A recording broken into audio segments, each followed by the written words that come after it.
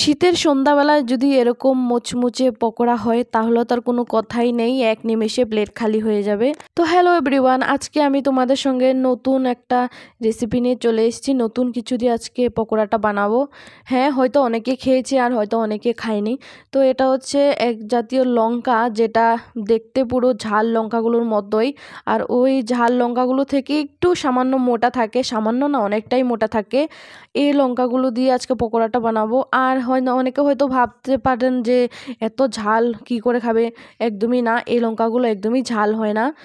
সাধারণত এই লঙ্কাগুলো সামান্য পরিমাণ ঝাল থাকে, যেটা মানুষ সহ্য করতে পারে, এরকমই ঝাল থাকে। তো এখানে আমি 10-12 পিসের মতো লঙ্কা নিয়ে নিয়েছি। যেহেতু লঙ্কাগুলো অনেক মোটা মোটা, তো সেজন্য আমি মাঝ বরাবর এরকম চিড়ে দেব।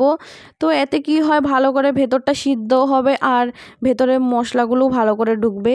তো এমনিতে কিন্তু চাইলে এরকম গোটাও কিন্তু পকোড়া বানানো যায়। আমার কাছে কিন্তু এরকম মাঝ বরাবর চিড়ে পকোড়াটা বানাতে ভালো লাগে।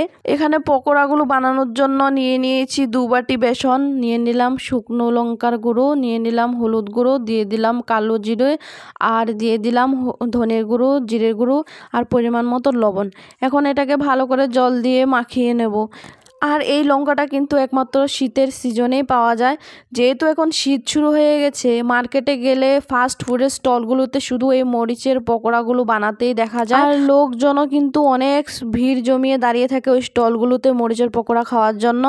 তো আমিও এই জন্য নিয়ে চলে আসলাম, এবার বাড়িতে নিজেই বানিয়ে নেব। আর আমার কাছেও খেতে খুবই ভালো লাগে। তো দেখো, এখানে বেসনটা কিন্তু মাখা হয়ে গেছে। এবার হচ্ছে পকোড়াগুলো এক এক করে বানানোর পালা। লঙ্কাগুলোর উপর থেকে আমি সামান্য পরিমাণ নুন ছিটিয়ে দেবো, যেন লঙ্কাগুলো পান ছেটে না লাগে বা ফ্যাকাশে না লাগে খেতে। তো এখানে দেখো, কড়াইতে তেল দিয়ে দিলাম, তেল গরম হয়ে গেছে। এক এক করে বেসনে ডুবিয়ে ডুবিয়ে লঙ্কাগুলোকে ভালো করে তেলের মধ্যে দিয়ে ভেজে নেব। আর আমি পকোড়াগুলো লো টু মিডিয়াম ফ্লেমে ভেজে নেব। যেহেতু লঙ্কাগুলো অনেকটাই মোটা মোটা, তো সেই জন্য সিদ্ধ হতে ভেতর দিকে অনেকটাই সময় লাগবে। তো এই জন্য আমি একটু আস্তে ধীরেই পকোড়াগুলোকে ভেজে নেব, হাতে একটু সময় নিয়ে। 5 থেকে 10 মিনিট ভেজে নেওয়ার পর আমাদের পকোড়া একদমই রেডি হয়ে যাবে। তো দেখো, আমার পকোড়াগুলো কিন্তু একদমই ভালো করে লাল লাল করে ভাজা হয়ে গেছে। এখন হচ্ছে নামিয়ে নেব এক এক করে। আর এই লঙ্কার মুচমুচে পকোড়াগুলো খেতে কিন্তু অনেকটাই দারুণ লাগে। যে একবার খেয়েছে সে বারবারই খেতে চাইবে। তো সেম প্রসেসে অন্য পকোড়াগুলোকে আমি এখানে ভেজে নিচ্ছি। গরম গরম পকোড়ার সঙ্গে যদি ধনেপাতার চাটনি থাকে তাহলে তো আর কোনো কথাই নেই। তো আমি আজকে ধনেপাতার চাটনিটা করলাম না।